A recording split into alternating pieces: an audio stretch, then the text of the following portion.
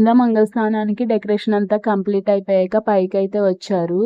ఇక్కడ family photo ఉంది కదా! అది బర్త్‌డే రోజు కల్లా ఫిట్ చేయించేయాలి వాల్‌కి అని చెప్పి అయితే అనుకుంది మా వదిన. ఫోటో ఫ్రేమ్ తయారు చేయించడం ఇదంతా కంప్లీట్ అయిపోయింది గానీ, ముందు రోజు నైట్ కరెంట్ అయితే లేదు. సో, బర్త్‌డే రోజు మార్నింగ్ అయితే హాల్‌లో అలా పెట్టించారు.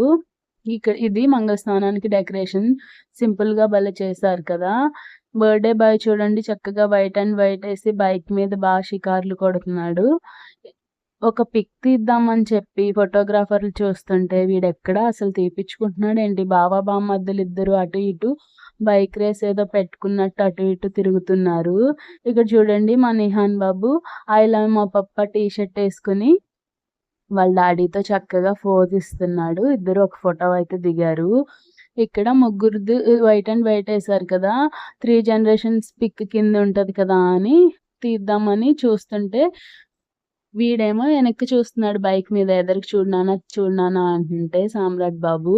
ఫైనల్‌గా పిక్ వచ్చిందో లేదో ఫోటోస్ వచ్చాక తెలుస్తది.